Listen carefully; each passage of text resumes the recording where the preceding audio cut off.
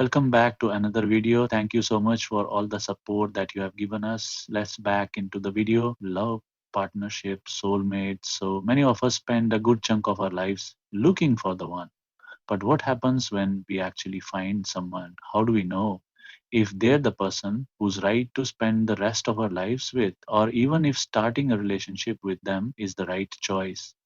While compatibility is no guarantee of longevity, studies show that it is directly related to the quality and satisfaction of our relationships. Simply put, the more compatible you and your partner are, the happier you're likely to be with them. Everybody has their own ideas about what qualities and traits their dream partner should have, but rarely do we ever find someone who's a perfect match. Instead, we learn to compromise where we can and grow to love people in spite of their flaws and imperfections. However, it can be hard to differentiate normal differences from incompatibility. So, if you're wondering whether or not you and your significant other are incompatible, here are 7 telltale signs that you probably aren't right for each other. Number one, you don't get each other right from the get go. This can tell you a great deal about how good of a match you and your partner make. If you have a hard time understanding how they are feeling, what they're thinking, or what they need, then they might not be the one for you, and vice versa. It's better to be with someone you can be in sync with, someone who picks up and understands your nonverbal cues. They can discern your tone of voice and get what you are trying to tell them. Otherwise, miscommunication and misunderstandings can pile up in your relationship. Number two, you're too different from each other. While it's technically true that opposites do attract, every solid, healthy couple should share at least a few similarities with their partner. This doesn't mean having to like all the same music or movies that they do, or even share the same hobbies as them. In fact, it can even be refreshing to be in a relationship with someone radically different from yourself. Sadly, though, the excitement won't last forever if the similarities are too scarce or non existent. Once the new and shiny effect wears off, you're both left with someone who doesn't share the same humor, interests, values, ideas, or principles, making it difficult to relate to one another in any meaningful way. Number three, you try to change each other, not grow and learn together. The hallmark of any strong, healthy relationship is having a partner who gives you the drive and motivation to change for the better, and that's the point. It must be something you want for yourself, your idea, not theirs alone, despite your partner expressing irritation or dissatisfaction with the current you. It's generally ineffective and not sustainable if you're forcing change on yourself solely because they want it and you don't. You have to want it for you. And this goes for many things, whether it's the way you dress, speak, or who you hang out with. Only you have the right to decide who you want to be. If you don't feel comfortable showing your true colors to your significant other, even in a private setting, this is a definite red flag.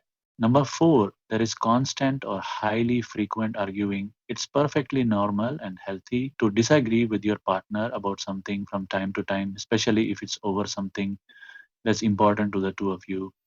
We didn't choose this person so we could be with a clone of ourselves. The disagreements become a problem. However, when the arguing is constant and over the tiniest of things, it's even unhealthier if the fighting is dirty, shouting, name calling, humiliating each other, holding grudges, and emotional blackmail. Being in a relationship with a partner who tends to bring out mostly the ugliest side of you is never good. Number five, you attain peace by avoiding all the problems. It's all about moderation. While constant fighting is obviously not ideal, it's also not good for a couple to never disagree about anything. You need to be honest and communicate openly with one another about how you feel, even if it's not in agreement with the other person. Constant pretending everything is okay or blind agreement to the wants of the other person does not make the relationship stronger and may, in fact, result in a catastrophic blow up later. Conflict can be a positive bond building event if it can be given and taken constructively. It then can lead to personal growth and deeper mutual understanding.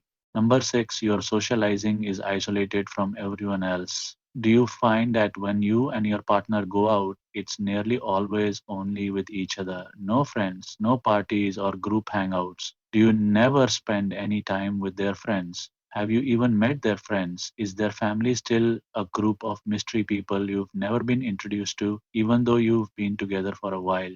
If you answered yes to any of these, this could be a potential problem. It's important that you spend time with your partner's loved ones and get to know them better.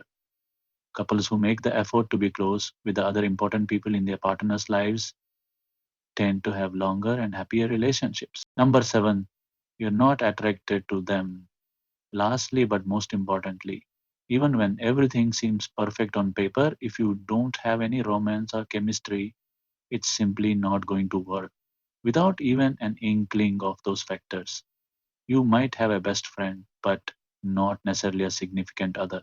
The result is that you will naturally be drawn to people you have that more than friends attraction to the triachic theory of love, that intimacy and commitment are present.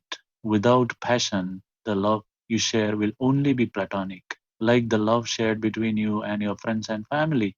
In the end, there's no such thing as a perfect relationship. Everyone has doubts or disagreements at times with the person they love. A strong, healthy relationship takes ongoing effort, dedication, and also time for it to grow. We hope you enjoyed the video and learned something new about yourself and others. Please like, share, and give feedback or comment below.